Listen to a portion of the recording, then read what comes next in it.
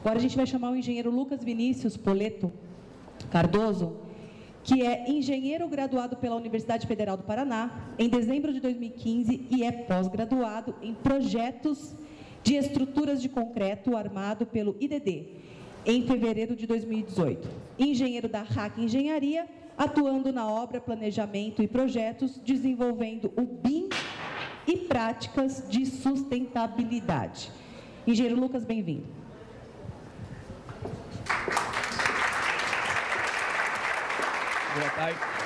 Boa tarde para todos.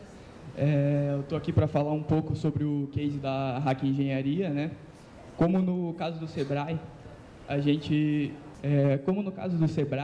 também tinha uma dificuldade um pouco grande de conseguir vender a sustentabilidade para os nossos clientes. Então, a gente resolveu adotar na própria sede da empresa muitos conceitos que trazem a sustentabilidade e, assim, poder mostrar que realmente é viável se você aplicar todo o conhecimento na hora certa. A RAC é uma construtora que atua tanto na área pública quanto privada em todo o Brasil e tem o foco de sustentabilidade e tecnologia. O principal conceito que foi aplicado dentro do prédio da sede foi o Net Zero Água e o Net Zero Energia. O que é isso? Você conseguir ser autossustentável tanto em água quanto energia. Então, você não depende da concessionária do Estado para fornecer água e energia para você através da sua produção própria, né? Aqui algumas imagens que eu trouxe sobre o projeto da RAC. Ela tem pouco mais de 1.000 metros quadrados, 1.100 metros quadrados, conta com um subsolo, um pavimento térreo, um mezanino e um segundo pavimento. Não é um empreendimento grande, mas tem bastante valor agregado nele. Ele fica localizado em Curitiba, no bairro do Bacaxiri. Então, para você conseguir atender esse critério de Net Zero Água e Net Zero Energia, o que você precisa inicialmente é trabalhar firme na parte de projeto. É você aplicar a inteligência na parte de projeto, em vez de fazer os projetos correndo e acabar tendo muitos erros na hora da execução, que acontece muito comumente na área da construção civil, né?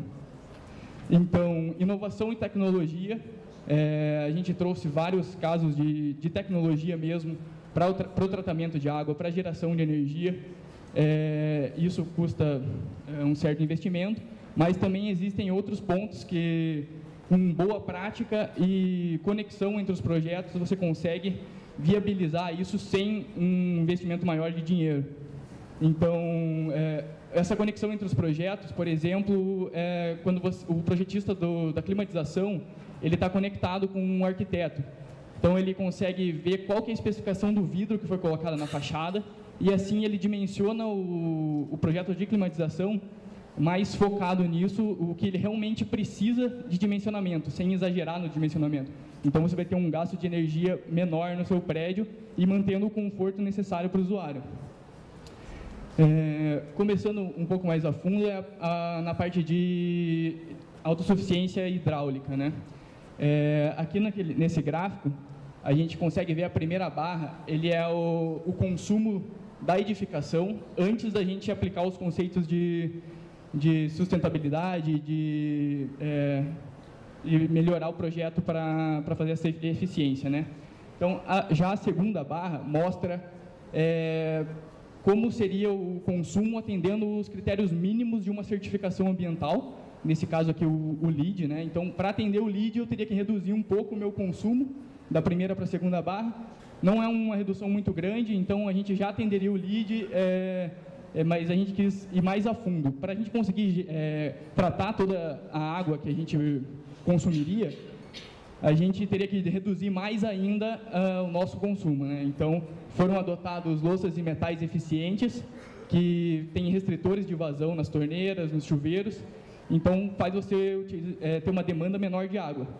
Mas mesmo assim, atendendo quanto você realmente precisa de água para lavar a mão, tomar banho, seja o que for.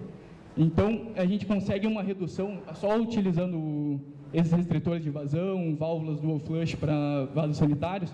a gente consegue uma redução de aproximadamente 42% da demanda de água para o edifício, né? Tendo essa demanda reduzida, a gente consegue viabilizar... A gente consegue viabilizar tanto o tratamento desse esgoto, que é produzido na obra.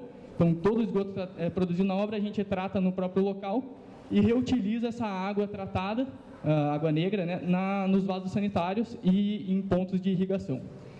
E a água potável, a gente também não utiliza da distribuidora de água, que é a Sanepar lá.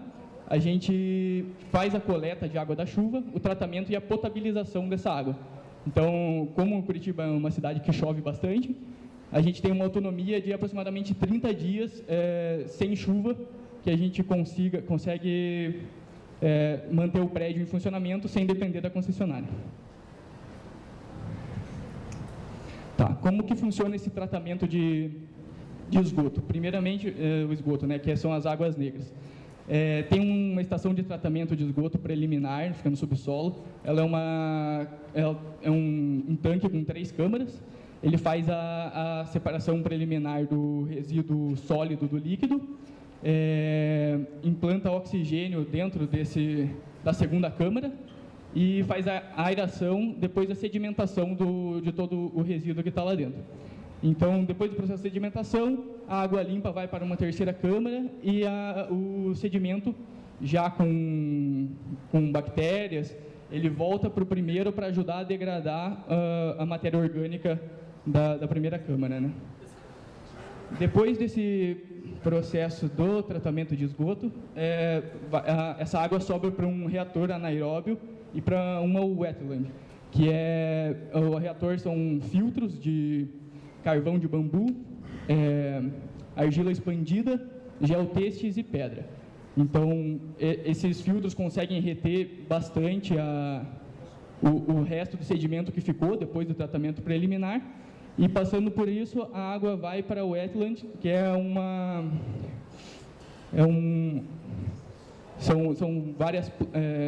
um reservatório com várias plantas, e essas plantas, nas raízes delas, contêm bactérias e protozoários que degradam a matéria orgânica, além da própria raiz puxar elementos que são indesejáveis para a água e colocar oxigênio dentro dessa água.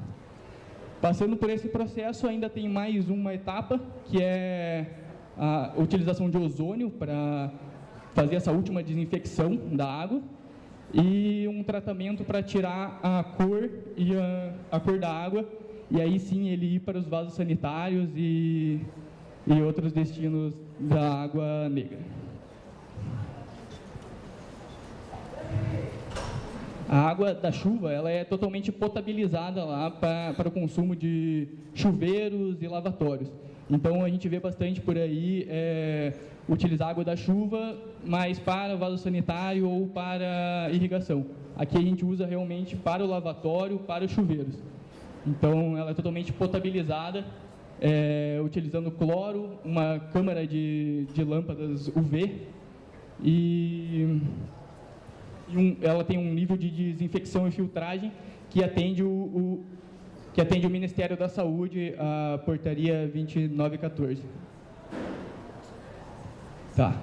Passando para a parte de energia, como a parte da água, não adianta nada a gente só produzir a energia sem pensar no projeto. Isso tornaria totalmente inviável a aplicação da autossuficiência. Então, o primeiro passo é reduzir todo o consumo desnecessário que você tem. Com ar-condicionado, principalmente, a gente teve uma redução de aproximadamente 46% do gasto com ar-condicionado, depois da eficiência energética, e uma redução de 62% na iluminação, adotando várias técnicas para gastar menos com iluminação. Vou falar mais um pouquinho. E aqui embaixo a gente consegue ver um gráfico que mostra o que é essa eficiência energética. Então, tem uma linha cinza aqui, não sei se vocês conseguem ver bem, mas uma linha cinza bem em cima, que seria o consumo normal do edifício. Após a eficiência energética, ela passa a ser uma linha azul, que está aqui embaixo. A achura vermelha significa a produção de energia excedente ao que a gente está gerando, e a achura azul, a gente está consumindo mais do que está gerando. Então, uma soma ao longo do ano de toda a produção versus consumo fica em zero, né? Então, ele é autossustentável na média anual, né? Às vezes precisa de consumir da concessionária, às vezes a gente coloca energia dentro da concessionária e usa como crédito. Tá. Alguns métodos utilizados para reduzir a quantidade o consumo na iluminação. O aproveitamento da iluminação natural. Então, se você tiver fachadas que têm janelas amplas, isso vai melhorar a sua iluminação natural, consequentemente vai diminuir a iluminação artificial que você necessita no prédio quando tiver sol. Mas, em contrapartida, quando você tem janelas muito grandes, você traz o ofuscamento para o usuário, então fica uma sensação ruim de trabalhar e acaba aquecendo mais o ambiente do que deveria no verão, que acaba gastando mais com energia. Então, para ter essa contrapartida, a gente tem grandes janelas e, em conjunto com brises naturais, que são brises com plantas, e no verão as plantas estão mais abertas, né, com mais folhas, então elas impedem que o sol entre com muita força e ofuscando o usuário. E no inverno essas plantas murcham e, que é uma época que a gente precisa de mais iluminação, deixa a iluminação que tem entrar. Isso a gente consegue aproveitar muito a iluminação natural. Em conjunto com isso, na iluminação artificial, a gente utiliza lâmpadas de LED dimerizáveis, que seria, ela tem um controle automático dela com relação à iluminação que eu preciso que esteja na mesa do meu usuário. Entra a iluminação natural, ela diminui a intensidade do brilho da lâmpada interna. Então, acaba economizando muito na energia de iluminação esse ponto. Além de ter sensores de presença que desligam automaticamente todas as luminárias do prédio, sempre que não tiver consumo, então não corre o risco de ter luz acesa sem ninguém ocupando o local. Ali é outro ponto de monitoramento, aí para você saber se o seu consumo realmente está sendo aquilo projetado. Toda a medição do prédio é feita separado em três classes: iluminação, ar-condicionado e tomadas.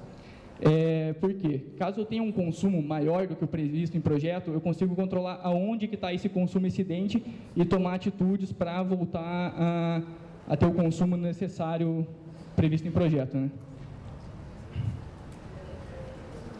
Aqui um pouco sobre a climatização. Como eu comentei, o vidro, muito vidro acaba tendo uma necessidade maior de ar-condicionado. Mas se você souber especificar bem o vidro que vai ser utilizado, ele pode impedir a entrada de raios UV e diminuir a quantidade de necessidade do ar-condicionado que você tem. Também foi utilizado o sistema VRF, né, que é um sistema com uma eficiência muito maior e um consumo de energia menor do que os sistemas padrões que tem nos edifícios comerciais. E foram feitas diversas simulações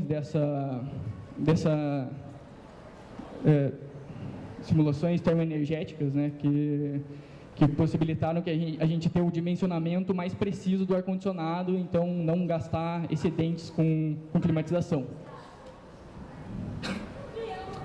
Para conseguir, depois de toda essa redução de consumo de energia, aí sim você começa a pensar em geração de energia, né? Começa a ser viável. Se a gente não tivesse feito nada disso, a gente não teria área suficiente no telhado para implantar os painéis fotovoltaicos, que hoje são 76 placas, elas dão conta de gerar energia para todo o prédio, né? Como eu falei, o Net Zero Energia. Então, ao longo do ano, a média anual, ele gera toda a energia que precisa, que são em torno de 26 mil kWh, e gera uma economia financeira de R$20 mil por ano, como é um prédio menor, né? Então, em consequência disso, da implantação do Net Zero Água, Net Zero Energia, além de outros pontos de sustentabilidade, como incentivo de utilização de transportes alternativos, com vagas para carros elétricos, vagas para carona, entre outros pontos que a gente cuidou, a gente conseguiu uma pontuação no LEED, que é a certificação de sustentabilidade Green Building, né? Então, o nível Platinum, que é o maior nível possível de conseguir, e atingimos 97 pontos, que é a maior pontuação do Brasil no momento. Então, é o prédio mais sustentável do Brasil, de acordo com o GBC, né? Fica no Bacaxeri, em Curitiba. E daí, muitas vezes, a gente fala em sustentabilidade e o pessoal pensa, não, mas se é sustentável, você tomou tantas atitudes assim para reduzir consumo de energia, para reduzir consumo de ar-condicionado, então o seu prédio pode ser que não fique confortável. Mas, em contrapartida com isso, toda a arquitetura, trabalhando em conjunto com os projetos, você consegue driblar isso. E uma prova disso é o prêmio que a gente ganhou ano passado também, que é o prêmio Saint-Gobain, na categoria Arquitetura Sustentável em Conforto. Então, além de ter toda a sustentabilidade, a gente conseguiu manter o conforto do edifício para os usuários. E um conceito que a RAC sempre usa é que nada adianta você construir edifícios cada vez maiores e ir atrás de clientes e conseguir lucro se você não estiver construindo um mundo melhor, né? Então, uma grande obra é construir um mundo melhor. E com essa sede da RAC, a gente vem procurando isso, mostrar para os clientes, mostrar para alunos, estudantes que fazem visitas lá na nossa sede para ver como que funciona, mostrar para eles que é viável você conseguir utilizar a sustentabilidade na construção civil, que você vai ter um investimento um pouco maior, mas não é tão grande e que é possível sim e vale a pena, você vai ter o retorno no final. É isso, obrigado.